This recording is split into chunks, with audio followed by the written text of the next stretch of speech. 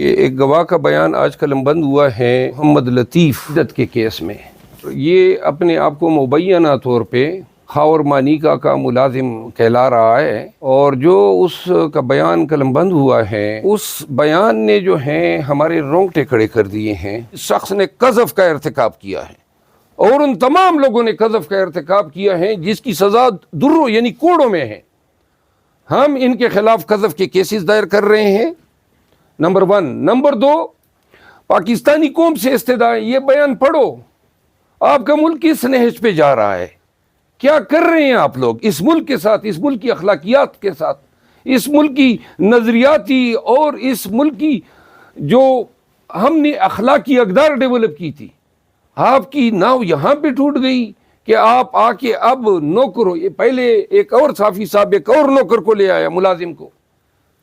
اس پہ آپ خان کو نیچے دکھانا چاہتے ہیں. اگر آپ کے بیانیوں میں تھوڑی بھی اہمیت ہوتی، دیکھیے میں آپ کو قانونی طور پہ بتاتا ہوں. یہ کیس قانونی طور پر میں اس میں ریپرزینٹ کر رہا ہوں دونوں کو، چیئرمین پی ٹی آئی کو اور ان کی بی بی صاحبہ کو.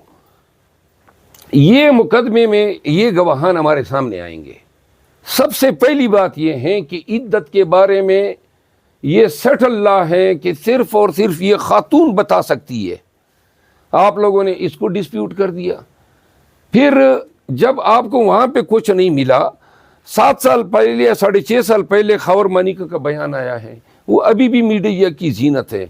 ان کے بچے، یعنی اب خاور مانیکا اپنی کیس میں اپنی زوجہ کے خلاف جو بیان دی، یعنی سابقہ زوجہ جو اس وقت ان کی زوجہ تھی، کیا بیان دلوا رہا ہے؟ ان کے جوان بچے ہیں، ان کے بچے کس طرح جو ہیں آپ ان کی اس طرح آپ تشہیر کر سکتے ہیں یا آپ ان کی اس طرح توہین کر سکتے ہیں؟ انتہائی دکھ ہوا ہے بحیثیت وکیل، بحیثیت خان کے وکیل کے، اور بحیثیت ایک انسان. آپ نے 186 مقدمات بنائے، دہشت گردی کے بنائے، سب کچھ کیا، وہ ٹھیک تھا. آپ جتنی عداوت کریں، لیکن اس نیج پہ کیوں آئے ہیں آپ؟ یعنی کیوں کر آپ جو ہیں چیئرمین پی ٹی آئی کی دشمنی میں پاکستان کی اخلاقی قدروں کو اس طرح پامال کر سکتے ہیں؟ یہ گواہان آئیں گے، اب آپ سب سن لیں اور پوری قوم بھی سن لیں. نمبر 1، خاور مانیکا کی اس بیان کی کیا اوقت رہ گئی جو انہوں نے خود اپنے تئیں آزادانہ طور پہ دیا تھا؟ اب یہ اس کا دوسرا بیان ہے. قانون یہ کہتا ہے کہ جب ایک شخص کے 2 بیانات ہوتے ہیں تو وہ سچا نہیں ہوتا ہے. انہوں نے اپنا بیان تبدیل کیا ہے، نمبر 1. نمبر 2، یہ جو آپ کے پاس اگر شہادتیں تھی اور یہ ایگزسٹ کرتا تھا تو کن حالات میں آیا؟ خاور مانیکا گرفتار ہوتا ہے، اس کا مطلب ہے ڈیورس ہے، اس کو مارا پیٹا گیا ہے، اسے بیان دلوایا گیا. اب خاور مانیکا کے یہ ملازمین بھی آ رہے ہیں، تو یہ اس کو اس تناظر میں دیکھا جائے گا کہ یہ کیس، یہ اس کا جو مدعی یا مستغیث ہے خاور مانیکا، وہ جب کرپشن کیس میں گرفتار ہوتا ہے، اس کے بعد جناب وہ اس کی کرپشن ختم ہو کے یہاں پہ منتج ہو جاتی ہیں اور وہ استغاثہ لے آتا ہے. پھر اس کا ملازم آ جاتا ہے. خاور مانیکا نے خود ہی قسمیں اٹھائی تھی، اور کل میں پڑھے تھے بی بی صاحبہ کی پاکیزگی کے بارے میں، بی بی صاحبہ کی اعلیٰ کردار کے بارے میں. اور خان، مجھے پتہ ہے کہ وہ اگر آج اس سے ان کو علم ہوگا کہ ان کی زوجہ کے بارے میں اس طرح کی باتیں جو ہیں گڑی گئی ہیں اور عدالتوں میں کہی گئی ہیں اور نیشنل میڈیا پہ تشہیر کی گئی، مجھے پتہ ہے ان کو بہت دکھ ہوگا.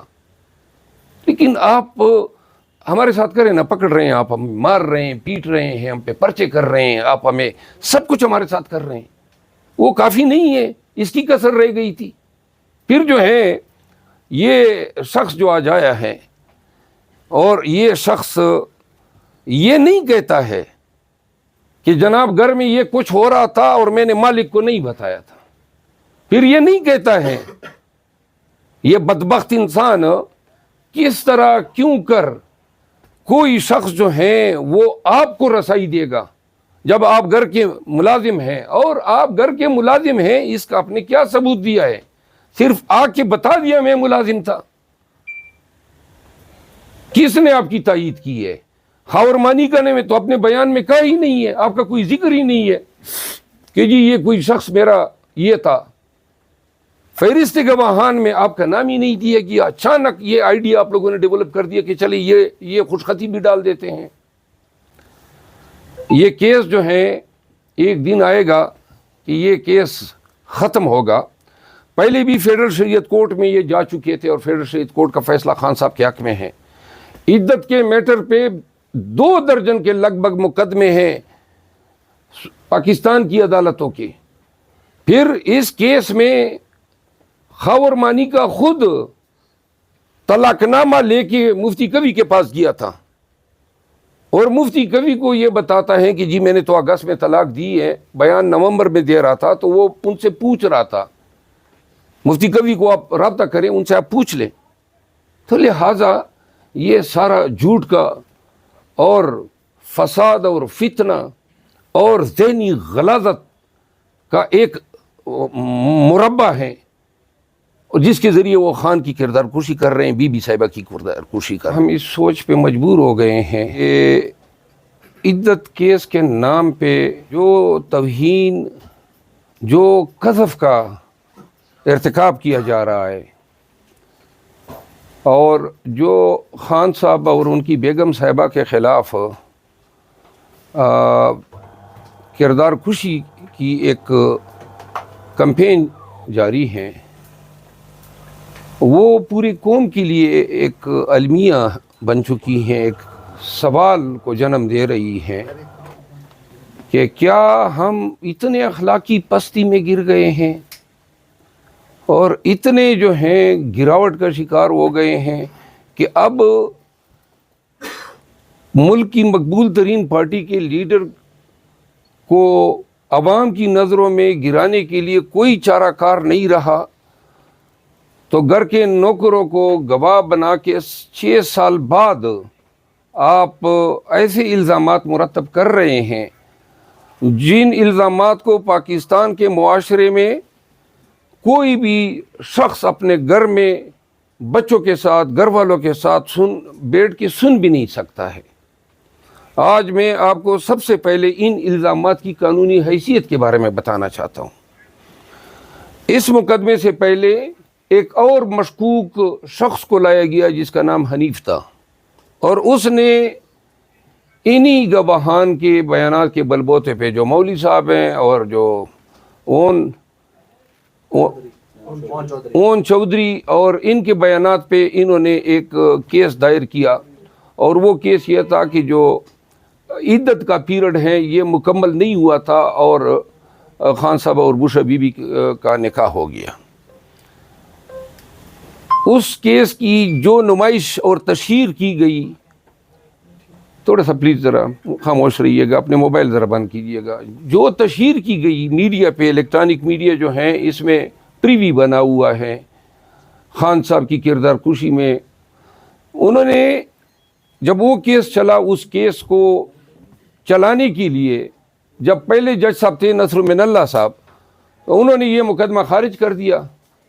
خارج ہونے کے بعد جو ہے نصر من اللہ صاحب سے وہ مقدمہ لے لیا گیا، اور قدرت اللہ صاحب کو جو ہے یہ مقدمہ تفویض کیا گیا۔ آج تک ہمیں اس سوال کا جواب نہیں مل رہا ہے کہ کیا وجہ تھی کہ آپ نے مقدمہ از خود یونیلیٹرلی ٹرانسفر کر دیا، نئے جج کو لگا دیا۔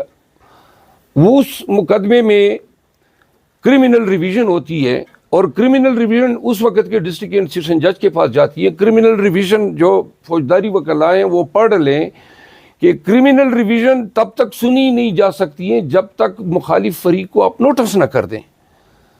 حیرت کی بات تھی کہ ڈسٹرکٹ اینڈ سیشن جج جو سینئر جوڈیشل آفیسر ہوتا ہے، انہوں نے وہ کرمنل ریویژن ڈیسائیڈ کی، یک طرفہ طور پہ نصر من اللہ صاحب کے اس فیصلے کو کالعدم قرار دیا، کیس واپس بھیجا۔ لیکن اس دفعہ جب بھیجا تو وہ وہاں پہ نئے جج صاحب براجمان ہو گئے، قدرت اللہ صاحب۔